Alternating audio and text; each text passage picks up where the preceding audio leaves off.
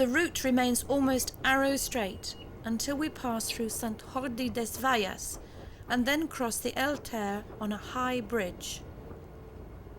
El Ter is one of the major rivers in Catalonia. It rises high in the Pyrenees near the little town of Ripoll. Along its length it is much dammed, both for water supply and conservation, and to provide hydroelectric power. Spain is without much in the way of fossil fuels of its own. Its reliance on hydroelectric power is considerable.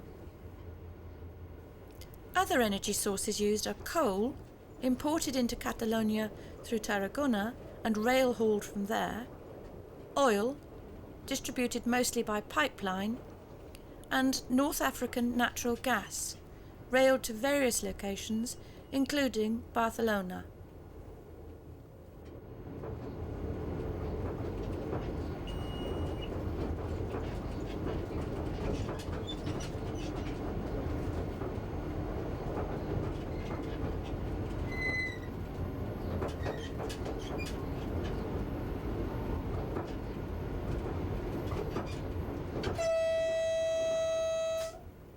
At Flaca, the railway makes a westerly turn to join company with the C255 regional road to Palamós, a much favoured town on the Costa Brava. It's another area popular with the British, but is not really accessible without a car.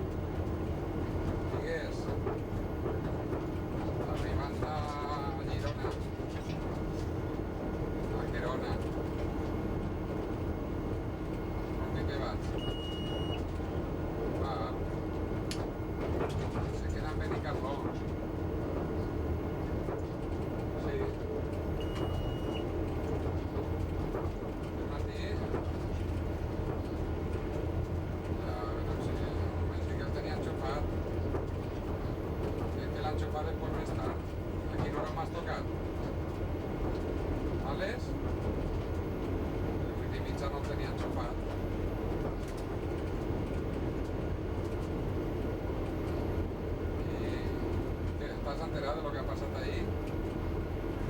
Ahir en Borriana?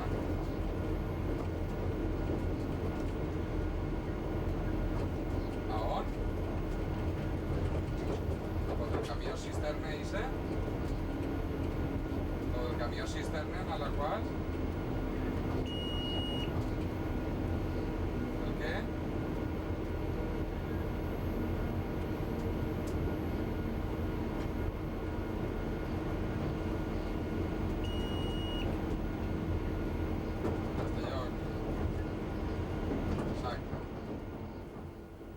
Next up is Thelra, and we are now nearing Girona, and will run into the city alongside El Ter and the N11 road.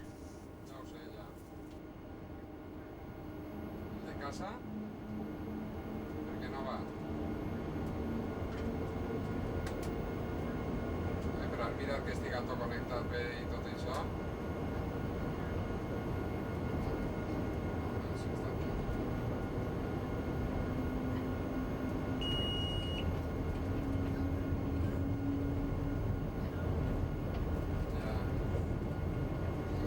José! José! Què fas? Ja estàs despert per... Allí o què? Sí. Em vaig en el tren, José. En el tren vaig. On esteu? Què? Ai, què? Què? Ahora el musical. Ah. Digues. Què? Què fas? Has almorzat? Bueno, José. José. Pues no ho sé, a veure. Segons com se dona això. Vale, hasta luego.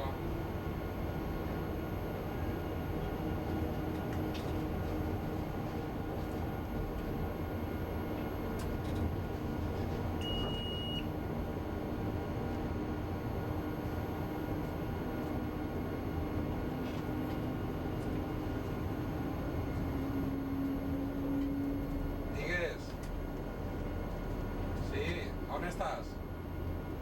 Pedro? Pedro.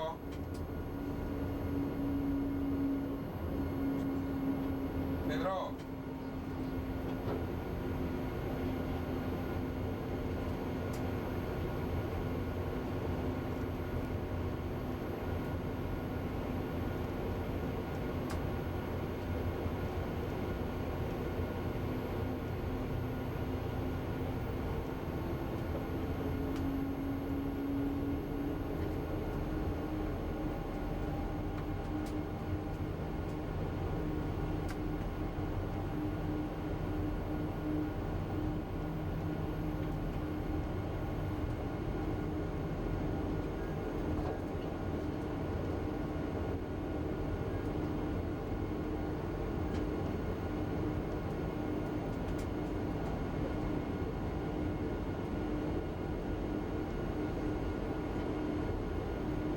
Que antes estava per una zona sense cobertura. Estic arribant a Girona. Sí. No, que com havia quedat el rotllo ese del saxo i tot això. No?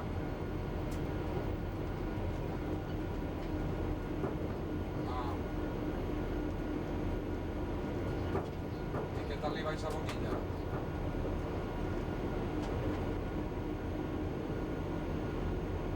Clar, millor.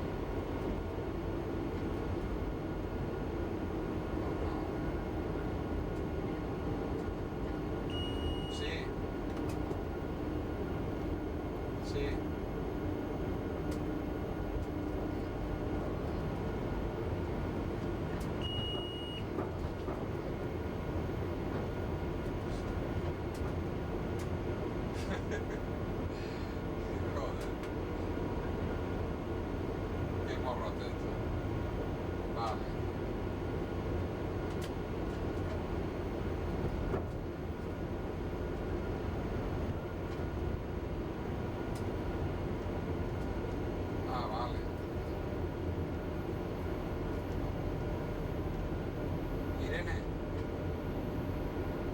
Ah, vale, vale, pues a la Anita irás al ensayo, ¿no? Vale, pues ya se veurem allí. Hasta luego, Pedro.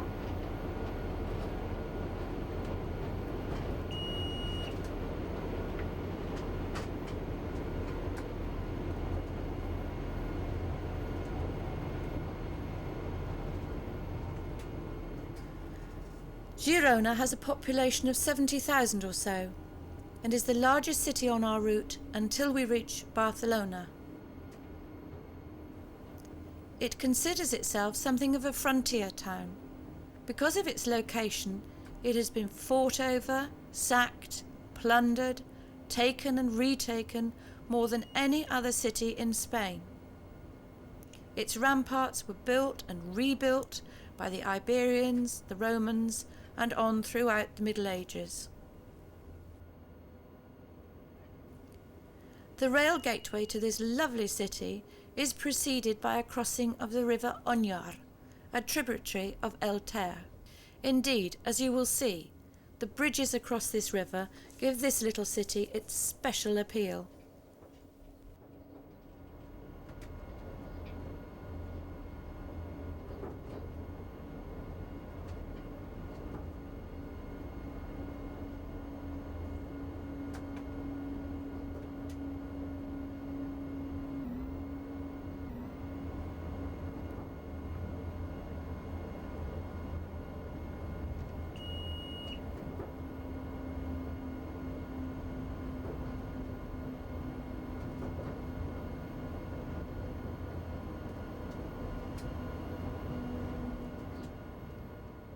The station is a simple two-island platform affair giving a total of 4 faces.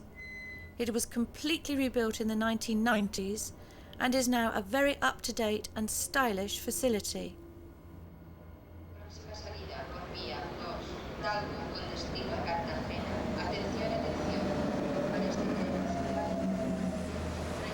You may note that even in this very modern station, the platforms are very low, creating quite a step up, even into the low-slung Talgo. Only at the metro in Barcelona will you find a level entrance to the trains.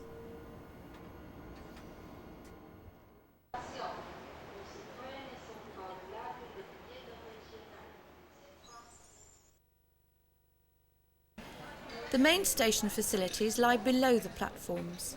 Platforms are linked to the circulation area by escalators, lifts and stairs. The downstairs is bright and airy with natural light streaming in through the glass flanks. The concourse is endowed with all that you need to make a rail journey enjoyable and indeed possible. Clear pictograms will guide you through the process. Queues are short at the ticket windows, but unlike Barcelona, you will struggle to find an English speaker, so write down your requirements and all should be well. To the west side of the station is the bus depot and a pickup point for the tourist noddy train. And by the east exit is a pleasant park, complete with plinth steam locomotive on show. Under your feet is the station car park.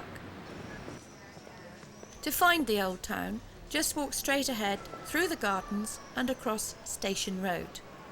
Bear slightly left and within 5 minutes you're there. Once you've reached the river, you can start to enjoy the views. If you don't fancy the walk, it's really not far. Don't forget the noddy train that runs in the summer. Catch it at the station.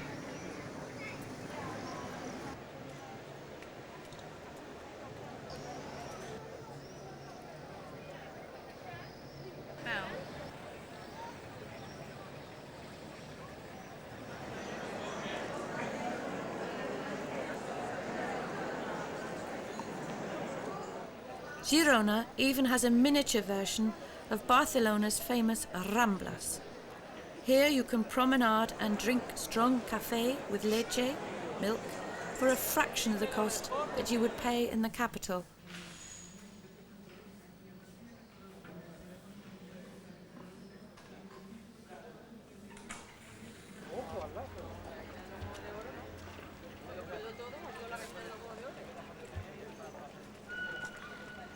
Trains to Barcelona are about hourly, but we will head back to the station to continue our Talgo journey south.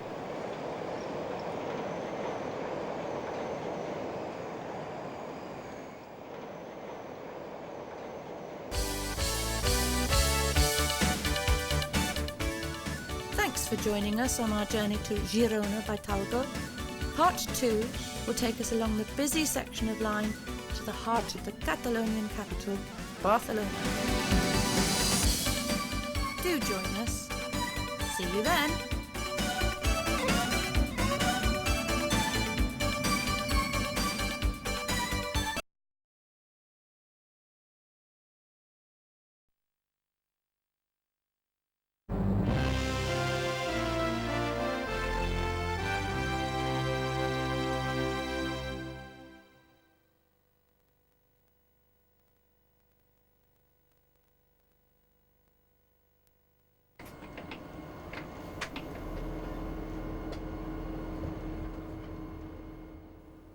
Welcome back to your ticket to ride, Cab Ride Plus through Catalonia.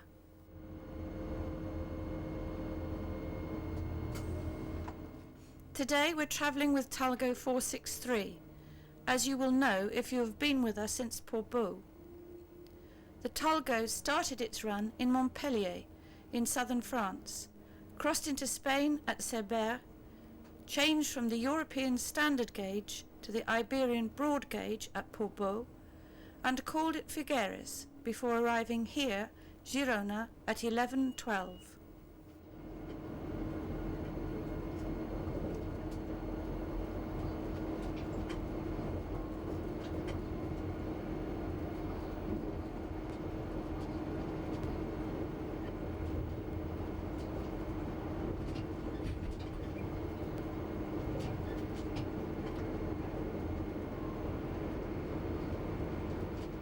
We will now run non-stop to Barcelona Passeig de Gràcia, 99 kilometres distant, in an hour, before shuffling through the tunnels under Barcelona to Sants station.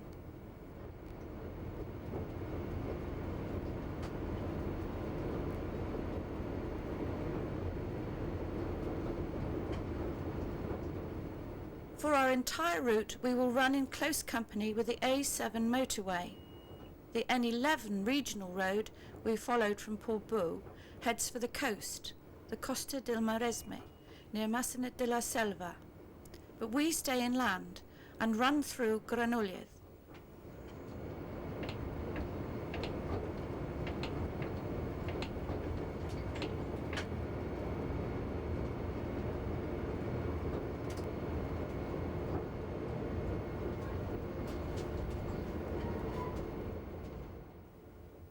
The route we're on today will change out of all recognition over the next 10 years or so. In part 1 we explained how a new tunnel would link France and Spain to the north of Figueres. But the line is much more than a bypass for the twisty section of line around Portbou.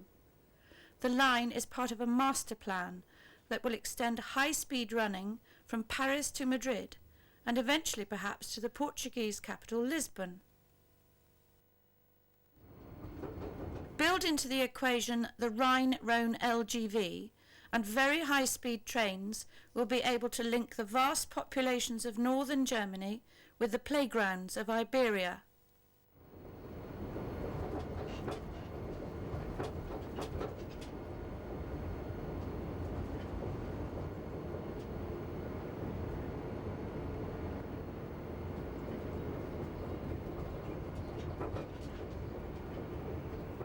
There are also huge implications for freight, as these new lines will be built to the standard gauge, thereby allowing European rail freight to penetrate deep into the Spanish heartlands.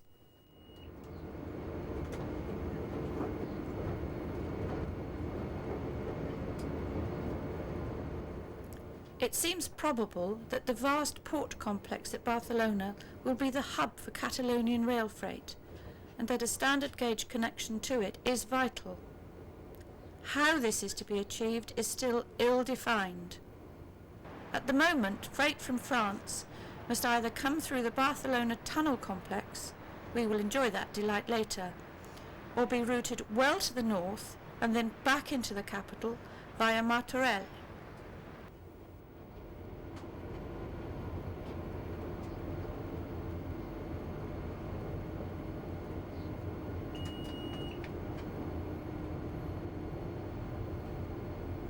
Renfe do not run a wagon load freight network, but they do run block trains for quite a wide range of clients. Within Catalonia, imported coal and oil produce block trains out of the port of Tarragona, and cereals are exported.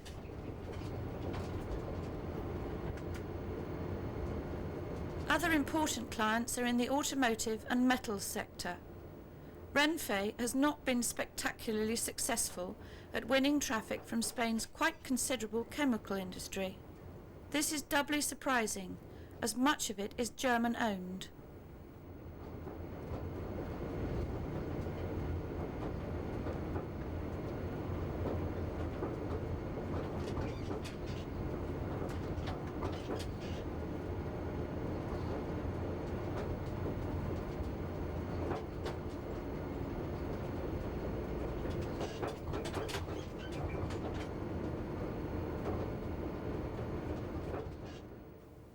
The fastest growing freight sector for Renfe are containers.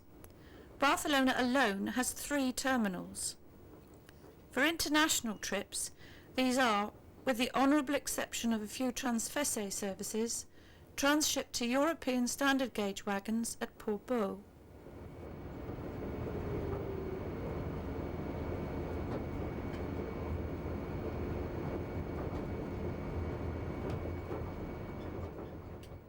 There is certainly market potential for a premium service from the vast areas of horticulture south of Valencia to the fruit and vegetable markets of northern Europe. Rail does not really compete in this market at the moment.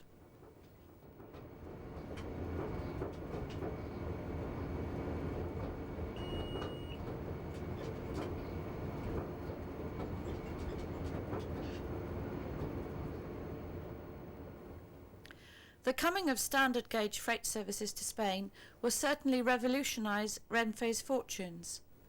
But apart from a commitment to run standard gauge to Barcelona by 2012, timescales for this revolution are anyone's guess.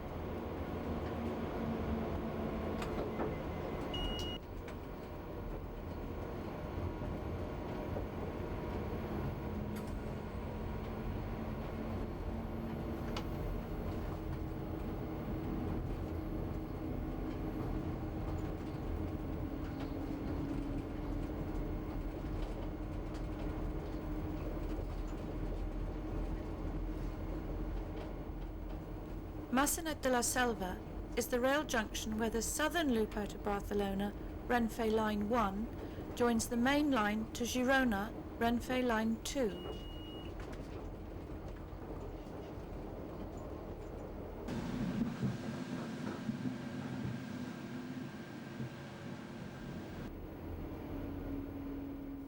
Line 1 is also known as the Matador Line and links Barcelona Airport at El Prat with the stations along the Costa de Maresme.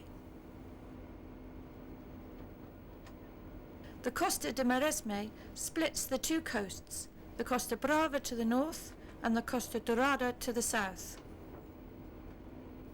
The towns along this route will be familiar to those that have stayed in the area: Badalona, El Masnou, Premià de Mar, Vilassar de Mar, and then the largest town on the coast, Mataró.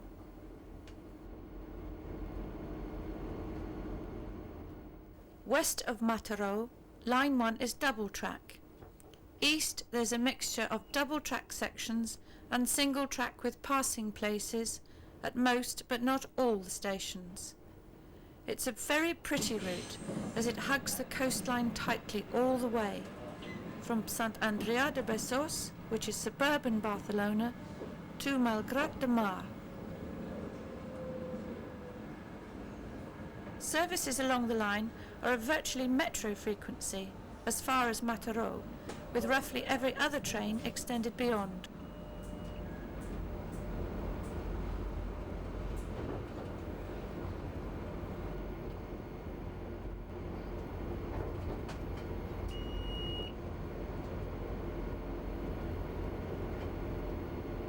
The last coastal town along Line 1 is also one of the most interesting and the best known to the British, and more recently to the American, holidaymaker.